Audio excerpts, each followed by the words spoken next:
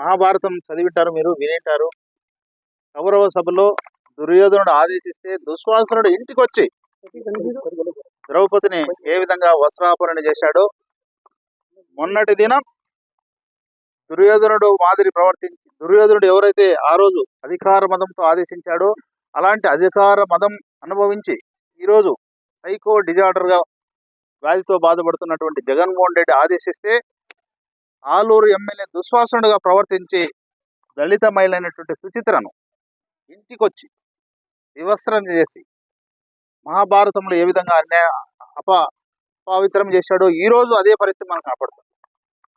దీనికి కారణం సూత్రధారి జగన్మోహన్ రెడ్డి అయితే పాత్రధారి వైసీపీ ఎమ్మెల్యే ఇరుపాక్షి.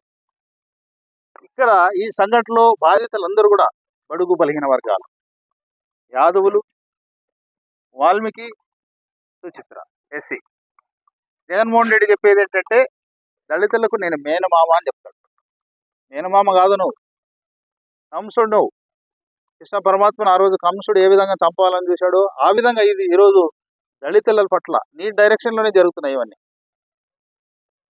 ఆంధ్రప్రదేశ్ మొత్తం 164 సీట్లు వస్తే ఆలూరు ప్రజలు గౌరవించి అందులో బీసీలు, ఎస్సీ, మైనారిటీలు అందరూ కలిసి ఆలూరు ఎమ్మెల్యే చేస్తే నీ డైరెక్షన్లో ఇక్కడున్నటువంటి ఇరుపాక్షి ఎమ్మెల్యే చేసినటువంటి దుర్మార్గపు నీచమైనటువంటి పని ఏంటంటే స్వయంగా ఎమ్మెల్యే ఎవడైనా వస్తాడేమయ్యా?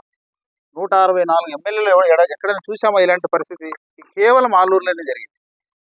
డైరెక్షన్ జగన్ది, ఇక్కడ పాత్రధారి మాత్రం ఇరుపాక్షి.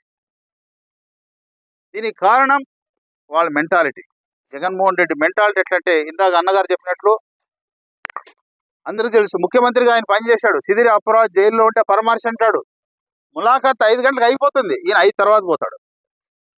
10 గంటలకు బయలుదేరుతాడు, 5 గంటల 10 నిమిషాలు కాదు, 7 గంటలు ఏం చేశాడంటే ఆయన పూలదండలతో ఊరేగింపుతో వెళ్తాడు. అంటే కావాల్సిగా చేస్తాడు. అక్కడ ఏం చెప్తాడు? బీసీలకు అన్యాయం జరిగింది, జైలుకు పోతే జైలు అధికారులు వేయలేదంటాడు. అంత తెలిసే చేస్తున్నాడు జగన్మోహన్ రెడ్డి. ఈ ఆలూరు సంఘటన కూడా ఖచ్చితంగా జగన్మోహన్ రెడ్డి డైరెక్షన్లో జరిగింది. దీన్ని అమలు చేసినటువంటి ఇరుపాక్షి కులాల పేరు చెప్పి మరి సిగ్గు లేకుండా వైసీపీ నాయకులు నిన్న మొన్న వరుస పెట్టి తప్పు అని ఖండించుకుంటా జగన్మోహన్ రెడ్డితో సహా నిన్న మొన్న వచ్చినటువంటి వైసీపీ ఎమ్మెల్యేలు కానీ ఎక్స్ ఎంపీలు కానీ ఎమ్మెల్యేలను ఓడగొట్టే కూడా సిగ్గు లేకుండా ఒక దళిత మహిళను వివస్త్రం చేస్తే సిగ్గుపడాలి. ఆ పాప మీరందరూ చూశాడు, పత్రికా సోదరులు అందరూ కూడా మీరు చూస్తున్నారు. తల వంచుకుని ఒక్కసారి అవమానం జరిగితే మళ్ళా నిన్న వచ్చి బాధించారు, మొన్న వచ్చి బాధించారు, ఈ రోజు వచ్చి బాధించారు.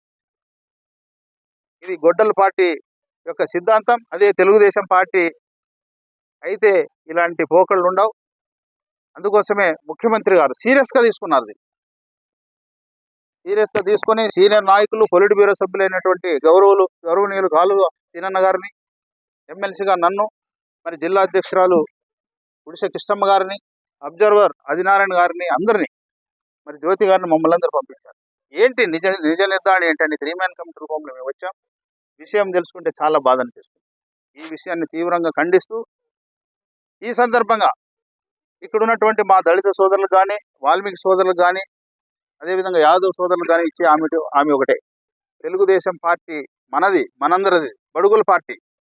ఈ బడుగుల పార్టీలో అన్యాయం ఎవడు చేసినా క్షమించేది ఉండదు. చట్టం తన పని తాను చేసుకుపోతుంది. జగన్ మాట విని లోకల్ బాడీలో ఇక్కడ ఉన్నటువంటి బడుగు బలహీన వర్గాలు ఆయన వెంబడి ఈ విధంగా ప్రవర్తిస్తే చాలా తీవ్రమైనటువంటి పరిణామాలు ఉంటాయని, అదేవిధంగా సుచిత్రకు జరిగినటువంటి అన్యాయం గురించి తన మనుషులతో కాదు జగన్మోహన్ రెడ్డి మాట్లాడాలని కూడా ఈ సందర్భంగా డిమాండ్ చేస్తున్నాను.